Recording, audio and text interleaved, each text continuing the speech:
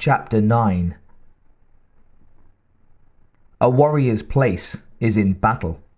A hunter's place is in the hunt. Take the hunter from the hunt, and he loses his way. A man who loses his way turns inside, and sometimes the things inside are as threatening as the things outside. My brother left the monster behind, so my brother had to face another foe. A very old foe who had defeated our father. It is the way of the hunter. Ben's saloon was tucked on a dusty corner of the small town of Agate, New Mexico. Nestled almost exactly halfway between two reservations, Agate was the only place to get a stiff drink within 50 miles, and Ben's saloon was the only place in Agate that served liquor. Even on the brightest of days, no sunlight penetrated Ben's dim, smoky interior, and people entering during the afternoon always stood for a moment just inside the door to let their eyes adjust.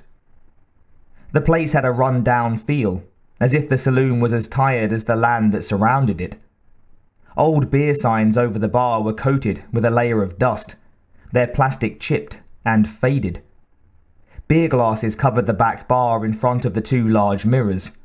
A crack ran up one side of the right mirror, the remains of a forgotten bar fight. The long wooden bar was the saloon's most striking feature. It ran for almost 40 feet and had been polished to a shine by Ben, the rail-thin owner. If he wasn't pouring a drink, he was polishing the bar. He kept the bar so polished that on a slow night he could slide a full glass of beer the entire length without spilling a drop. The floor was made of boards that had cracked and settled over time.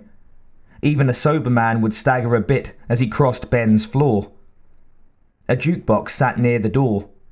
A dozen wooden tables and 50 or so chairs filled the main area. Each table had 2 ashtrays in the center, and nothing more. The surface of each was scarred with the nicks and scratches of time. A few had names carved into the wood. Most were faded, the stain long gone. 2 bar-sized pool tables filled the back corner of the room, their green felt almost white in places from use. Dozens of cigarette burns dotted the rails, and the felt had been patched on both tables.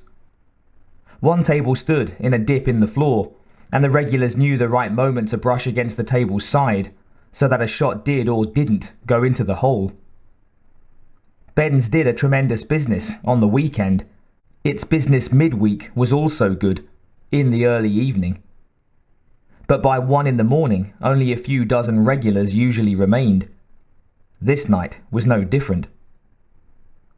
Most of the regulars sat along the bar, however 2 played pool, and judging by their looks of concentration, and the fact they were playing on the table that didn't move, the stakes were high. Ben knew all of his regulars by their first names and considered many his closest friends, because he spent most every night with them.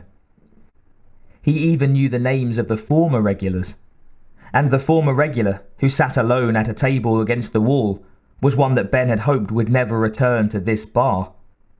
Not because Ben didn't like him, but because he did. Corporal Enoch Nakai had pulled his life together in the last few years, but when he walked into the bar about 12 hours ago, Ben wondered if that fragile stability would hold. By the time Nakai asked for his 3rd Jack Daniels, Ben knew that it wouldn't. At 3, tired of refilling Nakai's glass, he let him keep the bottle. It had been full then. Now, 10 hours later, it was mostly gone. What Ben didn't know was what had pushed Nakai to this place, and it was a combination of factors. It was the feeling of helplessness that Nakai couldn't shake. It was the orders to leave when something inside him told him he needed to stay. And it was that image of his friend Deetle in his last moment of life, a blue blade of energy cutting him in half. Ben didn't know and didn't ask. He didn't believe in bartender as father confessor. But he was relieved when the doors opened and a striking young woman entered. She wore a red shirt and jeans. Her long black hair was pulled back into 2 braids, and she had on stained tennis shoes. She was one of his regulars. She was also the person he needed to see right then. "Hi, Alder," Ben said. "Just get off work?" "About 5 minutes ago," she said. Alder worked days at Cindy's hotel and restaurant, the only place to stay and get a good meal in Agate. She was the main waitress and the cleaning person. Basically, Cindy's right hand. Everyone knew that she and Nakai were a couple, and most times no one bothered her, even though Nakai was away in the army. She glanced over at Nakai and then gave Ben a questioning look. Ben felt a surge of guilt, as if it was his fault that Nakai had the bottle before him. But if Ben took charge of every alcoholic who came into the place, he wouldn't have any business at all. He hasn't caused any problems," Ben said, deliberately misunderstanding her look. "But he ain't up for driving." The disappointment in her dark eyes was eloquent. She had been waiting for 2 months to see Nakai, only to have him show up and hit the bottle. She looked reluctant to walk over to him, so Ben asked her the question he'd been asking everyone else all day. "Say, you hear anything more about that explosion this morning?" A few of the regulars along the bar turned their attention to Ben's question. Agate, New Mexico, had been rocked early this morning, followed shortly by a rolling boom of thunder. "We ain't heard a word in here," one of the regulars added, knowing Alder sometimes got news at Cindy's that didn't make it to the bar. Alder moved up to the edge of the polished bar. "I heard nothing at all. A lot of people asked about it, though." "Must have been a big one, to shake the ground like that," Ben said. A couple of the regulars agreed. "Who knows what kind of test they're doing down there at the base," the same regular said. Alder shot a glance at Nakai, sadly. "Sometimes I don't want to know." "Yeah," Ben said. "I asked your boyfriend there if he knew anything and he just gave me the cold stare." Alder nodded. "He does that at times." Ben laughed. He could have just said he didn't know. "Not Enoch," Alder said, smiling and glancing over at her drunken boyfriend. "That's not like him at all." She wasn't just referring to his silence. He'd been so proud of his sobriety, he had vowed never to fall off the wagon. He had nearly lost everything before. He hadn't wanted to lose again. "I suppose you're right," Ben said, although he knew a million drunks who had made the same vow and somehow ended up back perched on their favourite stool. "You need help getting him home?" "I don't think so," Alder said. "He's a pretty tame drunk." "I remember," Ben said. "Wonder what kicked him off the wagon." Alder shook her head. Something did. And after what happened to Enoch's father, it had to be something major, that's for sure. Ben didn't know the story of Nakai's father, although Alder had alluded to it before. It was another thing he didn't want to know.